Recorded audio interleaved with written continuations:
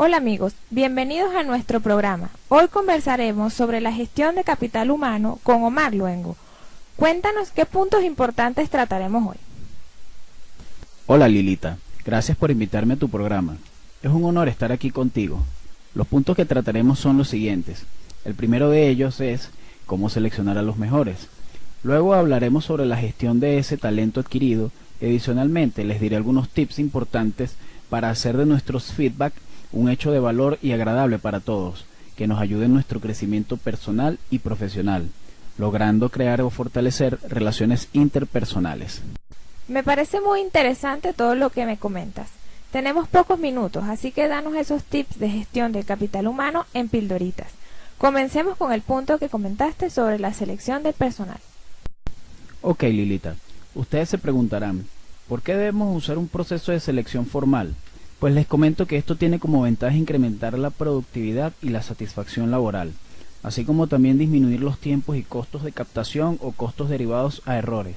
En fin, tendrás empleados con la capacidad para mejorar y adaptarse al cambio. ¿Hay distintas maneras de seleccionar a los empleados? Sí, Lilita, pero el método que más recomiendo es el denominado entrevista situacional, ya que nos ayuda a obtener información sobre la experiencia, las habilidades y conocimientos del candidato. También se pueden evidenciar ciertos datos que nos ayudan a determinar si esa persona cuenta con las competencias requeridas para el trabajo.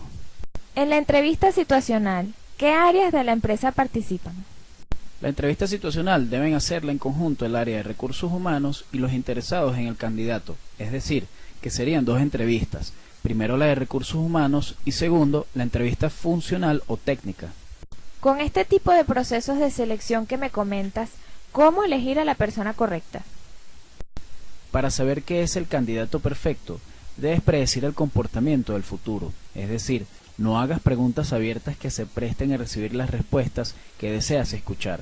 Todo lo contrario, debes remontar al candidato a su pasado con preguntas como: dígame una situación en donde usted, o deme un ejemplo de, cuándo fue o para qué lo hizo, de manera que puedas proyectar el futuro del desenvolvimiento del candidato en el área. Veamos las recomendaciones del profesor Omar para llevar a cabo una entrevista bajo el papel del entrevistador. Les recomiendo que primero se preparen, es decir, revisa el currículum del candidato, dispón de una hora y lugar adecuados, un sitio silencioso, sin distracciones y cómodo. Por otro lado, planea las preguntas que harás. Mientras estés entrevistando, mantén un trato respetuoso y presta atención, ya que eres lo más cercano que el candidato conoce de la empresa. Hazlo bien, crea un ambiente amigable y de confianza, y cuando finalices, cierra con mensajes claves. Si es sí, entrégale el anillo, y si es no, hazlo con respeto. Si tocas temas delicados, como la muerte de un familiar, o situaciones que debiliten el ambiente comentado, trata de sacarlo de allí y retoma el ambiente amigable. Omar, una vez que el candidato es seleccionado, ¿qué tips debemos considerar para conquistarlo y así comenzar a generar conexión emocional? Primero que nada, debemos formar a la persona siguiendo 4 pasos sencillos, los cuales son: preparar, presentar, probar y seguir. En la fase inicial, el facilitador debe preparar lo que va a decir y tratar de buscar conexión emocional. Debe contar con un ambiente cómodo y adecuado. Cuando hablamos de presentar, se debe indicar qué se hace y cómo se hace para desarrollar una actitud reflexiva. Con esto me refiero a impulsar al empleado a que llegue por sí solo a la resolución de problemas, para cuando no esté el líder se pueda defender. En esta fase, el facilitador debe asumir el puesto de trabajo en ese momento y no usar jerga.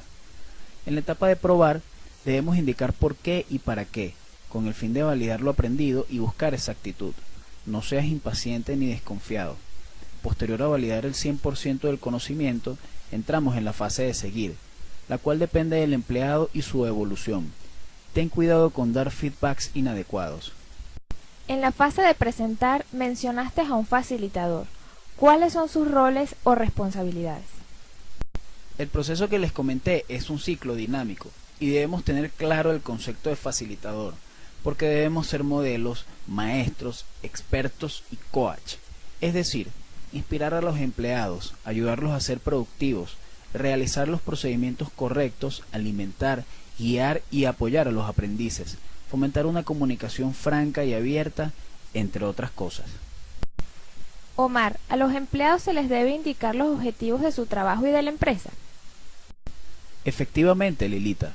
Una vez que el empleado sabe qué hará y cómo lo hará, explíquele los objetivos, es decir, indíquele cuál es el pilar que apoya la estrategia de la empresa. Ese objetivo debe ser específico, medible, alcanzable, orientado a resultados y definido en el tiempo. ¿Qué pasa si un empleado no está cumpliendo su labor? ¿Qué hacemos en ese caso?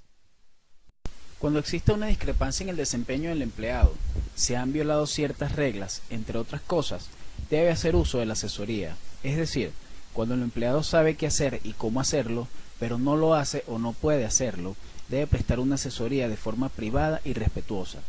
La idea de tener una buena gestión del talento humano radica en descubrir lo que le apasiona al empleado para lograr establecer una conexión emocional y así saber qué lo motiva. Recuerde que el hombre necesita algo que amar. Si no puedes darle eso, dale algo en que creer. Si no puedes darle eso, dale algo que hacer. Básicamente, con todo esto que les acabo de explicar brevemente, se busca generar una conciencia colectiva y crear equipos de alto desempeño. Durante todo el proceso de formación del empleado desde que es seleccionado, ¿cómo se hace para generar retroalimentación y cada día ser mejores en lo que hacemos? ¿Cómo podemos aplicar esa asesoría que nos indicabas? Les recomiendo que practiquemos el feedback de comportamiento. Es decir, cuando hablamos de feedback, podemos tratar dos tipos, el personal y el de comportamiento. El primero se refiere a nuestras opiniones de la persona. La segunda se presenta cuando utilizamos un lenguaje descriptivo y específico. Para el caso del feedback de comportamiento, lo podemos usar para dos cosas, para emitir buenas conductas o para corregir conductas.